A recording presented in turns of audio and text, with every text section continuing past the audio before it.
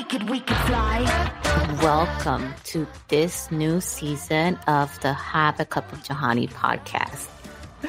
So I want to title this new season that I'm embarking on with I'm growing. So this is going to be the season of growth. And that's what I'm going to share with you throughout the season. So I thank you for coming over here and sitting with me. And I hope you enjoy. Hello, everyone. Welcome back to another episode of Have a Cup of Johanny, where we're discussing my lessons learned and hoping to impart on you some sort of wisdom from my tragic life anecdotes. All right. So on one of the blog posts that I found as I was revamping, fixing my blog post, because I just recently went from Wix to WordPress. So we're going to talk about this specific blog post and the lesson learned there. Y'all are ready?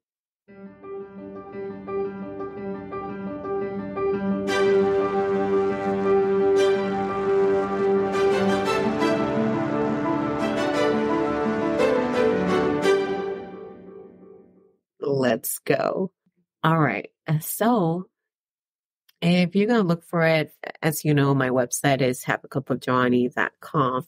It has stayed the same because that's the domain that I bought. So regardless of what platform I'm using, the domain will always be haveacupofjohanny.com.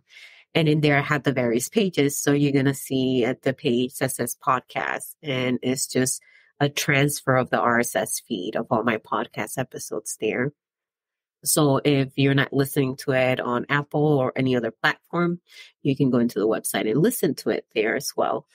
But I'm talking about this post that I published on April 22, 2015. I just have to say, so I've been doing this since 2012. I remember getting super serious with myself, knowing that writing was something that I've always wanted to do, and making that decision, and then just being strict about having a writing schedule. And at that time was more like a blogging schedule. And at that time it ended up being more like binge writing when I had the time from work, when I was on 4-day weekends or 3-day weekends, or on holiday leave or vacation or whatnot. And that's why if you look at a lot of my old posts, they're like batches of posts that usually happen during holiday, during time off. So April 22, 2015, that was probably during my Easter break. And I was doing some introspection right here and going back in time to that time in Worcester when I went to the Y. So here's the thing. We're going to discuss an episode of an almost drowning. So I hope I don't trigger anyone here if you had a drowning incident or somebody drowned and died that is close to you. If that is the case, please go ahead and cap this one and come back and listen to another one, a new one next Wednesday, or go back to another one of my episodes if that is the case. Okay. If not, let's discuss. At that time, I realized I was not a mermaid. Sorry, I had to take a long pause. I was like, what is going on outside? My cat is making a mess outside, but hopefully y'all didn't hear any of that. Okay. So back to discussing. That time I realized I was not a mermaid. So a long time ago, I think I said I was 14. So yeah, so I was 14, living in Worcester, went to the Y because, that was the free thing that we can do. And as I put here, I was really into Harlequin romance. So Harlequin romance was my foray into mainstream reading in the United States. So I was a voracious reader before coming in, but I was a voracious reader in Spanish, right? So then when I came to the United States, I had to learn English, and that took a little bit, right, for me to adapt to the language. And then, once you adapt, then it takes a little bit, right? Um, before I just like drown in books. No pun intended. But, before I like dive deep, no pun intended, into books again. And the way that I dove into books was with Harlequin romance. I don't know if it was the hormones, my age at the time, the covers, or because that was what was available in my library, the public one outside and my school one. It may be a mixture of all of that. But I latched on to Harlequin romances and I didn't let go. So as someone whose head has always been in the clouds since I can remember, that's why I'm a writer. Harlequin romance was my escape. So walking into the Y, right? It's almost as if I had this fantastical view, imagery, dream that saw me being this hot mermaid, which I don't know where I will get that from except for books. Right? But that was like, my mindset going in. Mind you, here, I'm going into the ladies' room and here I am looking at myself in the mirror. I'm scrawny. I didn't get my curves, the curves that I have now, until after I had my son. And even then, because of the stress of being a single parent, I lost them all right away. And then I didn't gain them again until I met my husband, and my husband is a cook. So I gained all my curves back and I have maintained them, but that's because my husband is a cook. Okay. But back then at 14, I was very scrawny, no curve, had a boyish figure. And I'm going into the ladies' room and I look at myself in the full length mirror and it's like scrawny body, check. Frizzy, unruling hair, check. My tad too big for my face nose, check. Brown, almost black on a line eyes staring back at me, check, check.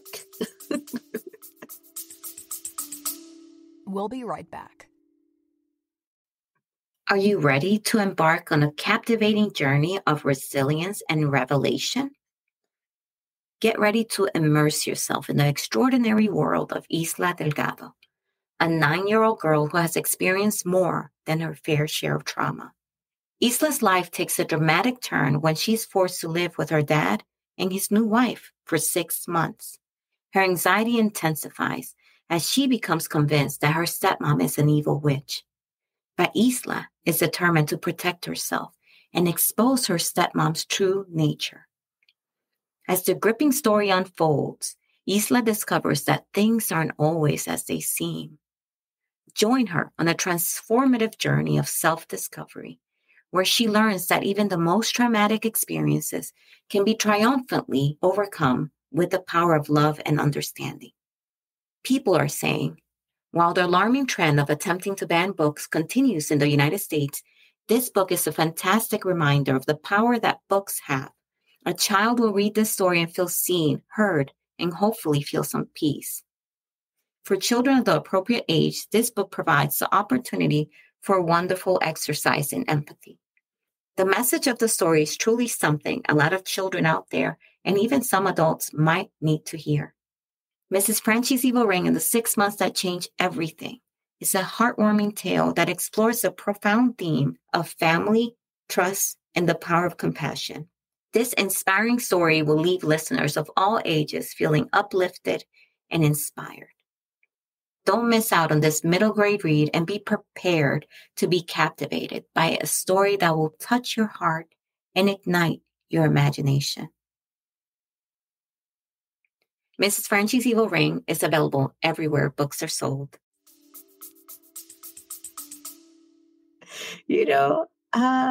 That's all me physically, right? Not a mermaid, but in my head, mermaid, yes, yes. So I stroll through the glass doors, and it is this glass pressure resistant door that, if you can imagine, you open it and it's like this push of air, right? And then you get this mixture of warm air from inside where the pool is, and then cold air from the outside. And it just like clash together in your face as you're walking in from one environment to the next. And that is what's happening here. Automatically, my eyes are drawn to like this crystal clear blue water that, chlorine pools have. It's just so crystalline kind of water. But then my lungs just kind of like suffocate right away from the muggy, hot air that is there as well. So I take some deep breaths and then go closer to the water. And I'm thinking that I'm walking a little too fast because I am self-conscious of my body, because I had always been self-conscious of it, especially at that age. And then I realized that there are some blue flippers that somebody left there as you try to get into the pool, right? Where they have the handrail and things like that. There was a pair of blue flippers right there. And right away I'm like, oh, I am a mermaid. These flippers are here for me. It's like serendipity, right? It's like these flippers are meant to be for me because I am a mermaid. So of course, destiny, the universe, God just put all of these, everything is aligned for me to be a mermaid in this chlorine water. So I put the freaking flippers on and I jump in the water. Saying it out loud just makes me think, wow, Johnny, wow. ¿Qué pensabas? What were you thinking? Like, what? Oh my God. Oh, your parents were so irresponsible. So I jump in. Immediately, I realize I'm not a fucking mermaid. Immediately. I am slurping water, like I am slurping a Friendly's milkshake. I am not elegant. I am flapping all over the place, and my island-born body, which everybody back then and even now is so aghast whenever I'm like, I don't know how to swim. They're like, but you're from an island. Yeah. So what does that mean? But back then, right, people and myself, right, I was more susceptible to that kind of criticism. So back then, I used to really believe it. Like, I'm from an island. My body should know how to do these things, right? It should know how to swim. So that was another thing in my head as well. But in that split second of me jumping into the water with the fucking flippers and struggling immediately, I knew that no matter what people say, my island body was not going to take to the water magically or automatically. I was not a fucking mermaid, period. But here's the kicker, people. Here's the kicker. And we're going to get to the moral of the story here, but you got to listen to this. The flippers will not budge. And I don't know how to explain it. And it was hard to explain it after the accident, after the incident happened. But I was always so scrawny, baby, kind of like weak, not weak in spirit per se, but weak physically. That was really, like, oh, I was this little spitfire of a person, but physically not so much, right? So I couldn't bring the flippers down into the water to be able to stand upright, so I'm hoping I'm explaining myself. I didn't have the strength. And then I tried, right? But the more I tried to push my legs down, it was like pushing my face into the water, and it's like this weird gravity thing that happened to me where my legs were just floating on top because of the fucking flippers that I couldn't bring down and submerge, right? But my torso and my head were like going in. So I kept kind of like lifting it and lifting it so I can breathe.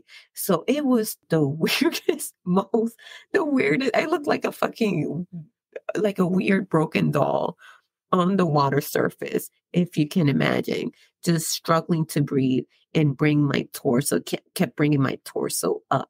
And I had to like adjust myself. And I don't know how at the age of 14, I realized that I needed to calm the fuck down, right?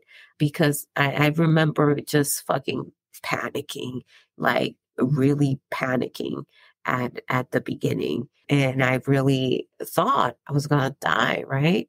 And in that panic, while I'm panicking, I didn't stay panicking for too long, but while I was panicking, I went in circles. So remember, like I can't bring the flippers down and all I'm moving is my torso, my arms, right? So I'm going in circles, but my head is still kind of like in that same direction towards the water. So I have to keep cranking my neck and I'm getting tired. I'm not a physical, strong person at the age of 14. So I go in circles, and I see the red shorts and the shirt that say lifeguard. And my hope just like freaking goes through the roof in that second. And I swear I see the whole thing happening in my head. He comes down and then he gets me out of there. Mind you, I haven't gone that far away from the fucking wall, but far enough that my arms can't reach it, far enough that I'm going in circles and I can't reach it. So I see the lifeguard and I'm cranking my neck and lifting my hand, but I can't do it too much because I sink, right? Whenever it comes down. So I crank my neck and he's not looking at me. And then in that same second that I crank my neck again, it's like I felt that same clash of warm and cold air happen. And the door is right there in the same direction as the lifeguard. And then I see this blonde lady. It's like fucking, oh my God, I swear. To me at that point, I didn't know who Pamela Anderson was, but that was who I saw when I looked at this lady, because this lady was everything that I was not, right? Remember, I'm scrawny, frizzy, unruly hair, misaligned eyes, right? I was wearing braces at that point. I was all over the place, right? And here comes this lady, blonde, straight hair with curves that I could never envision getting, right? And a two-piece while I was wearing my boyish one-piece. And if the guard was not looking at me, he definitely was not looking at me now, because his eyes went straight to the lady and never left her. And there I was, splashing in circles. So that hope that I felt when I saw the red shorts and then the shirt that said lifeguard, I keep calling him bodyguard. He didn't guard nobody. God. Oh my God. It just came crashing down. It submerged like like the Titanic. It just went down to the bottom of that fucking pool. But I didn't get angry. So I went past the panicky phase, and I remember feeling this fucking kind of like I call it a quiet anger. And it's something that to this day I feel when I feel like I'm either up against the wall, I feel like I must do something or I'm setting out to do something and no one wants to help me. And I get this inner calm, but like slow burning anger self that says, fuck it, I'll do it myself. And I don't know if this is when that voice was born. I don't know, but I still have that voice to this day. And it happens from time to time. I'm either facing like big odds, right? Or like I said, I'm just up against the wall and no one is helping me, or I find myself alone and then shit got to get done. And the voice comes in and say, fuck it, I'll do it myself. And that's exactly what happened here. And I don't know how at the age of 14, I figured it out. But God, I'm so thankful I did. I figure out that I needed to calm down, right? I figure out that I needed to just stop cranking my neck because I was like getting a cramp. I was so exhausted at this point, right? So I was like, you can open your eyes because I've done that before. I could open my eyes, right, underneath the chlorine and kind of see a little bit. So I was like, just get a deep breath, right? And then just lay your head down and open your eyes. So at least you can see where you're at, right? And that's what I did. And then I knew I was not that far away. Right. So I was like, okay, so just go ahead and strike, strike the wall, do the strokes, right? With the arms. So I started moving my arms like I see people do, right? On the movies or on the Olympics, because I had seen an Olympic event by that time, swimming. So I was like, I started moving my arms like that, like paddles. And then little by little, I noticed that I was getting closer to the wall. And I got so excited when I actually saw los cuadritos, like the little squares, right? That the wall has underneath the water, that I came out and I reached for the wall, but my fucking finger slipped off of it. So I have like a second of panic once again. And then I remind myself to do the same shit again, until finally I can put both of my hands on the lip of the wall and actually like grip it for real. And I'm telling you, when I did that, oh my good, like my little arms, my shoulders are rattling, like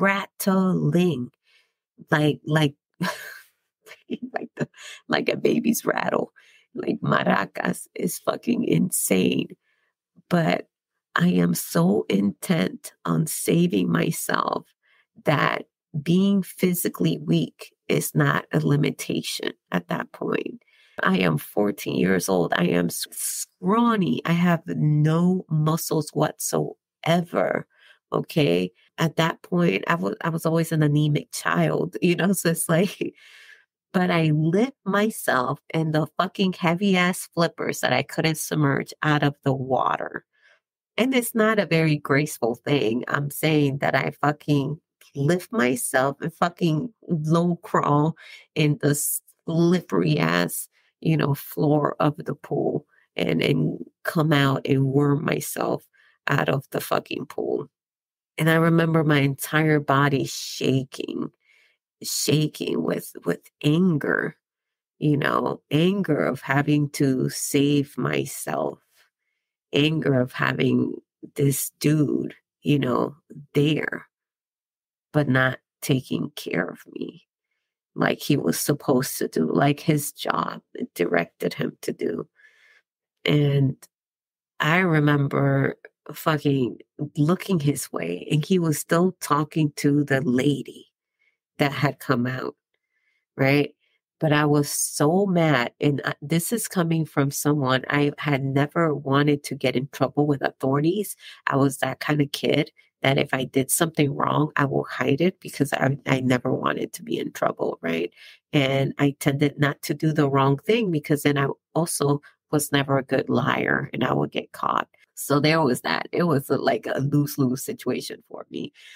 So this was very out of character for me, but because I was so angry. I was so angry in that moment that I remember taking the fucking flippers off, slamming it on the slippery ass floor, right? And having that splat sound that was like hollow and slurpy all at once.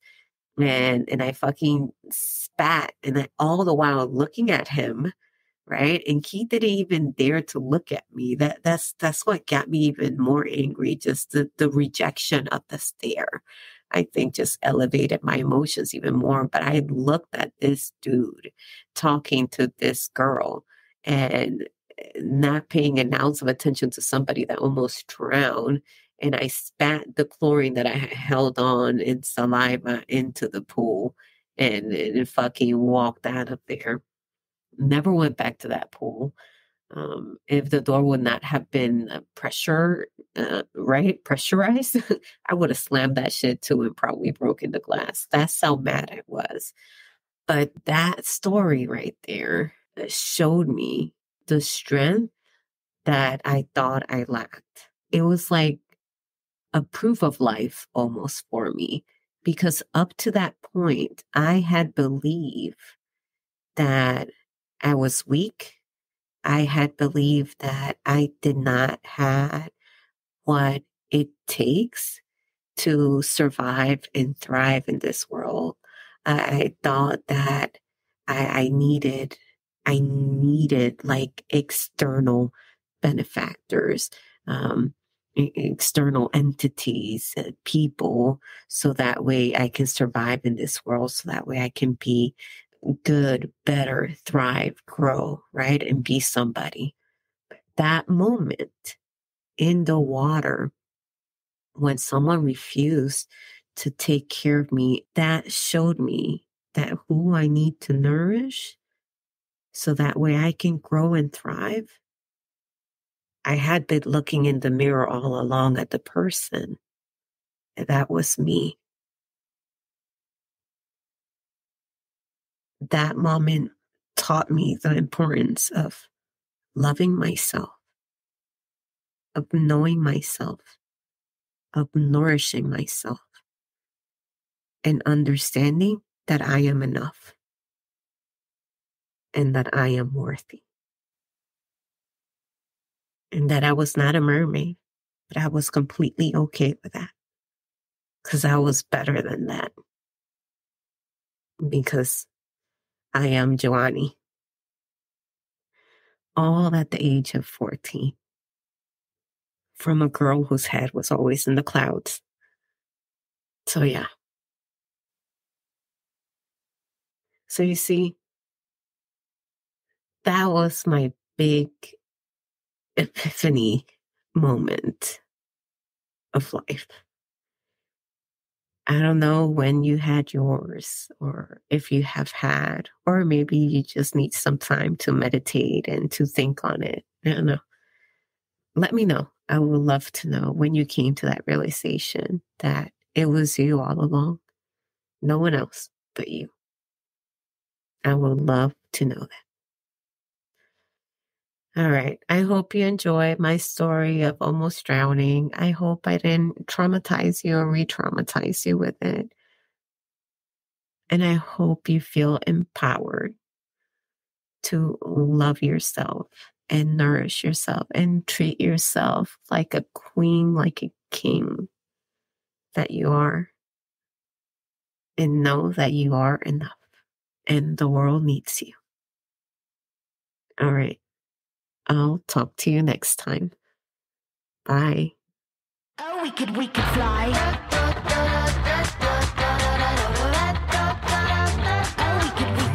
Thank you so much for listening. Don't forget to follow and subscribe to the show. See you on the next episode. Bye. Oh, we could fly.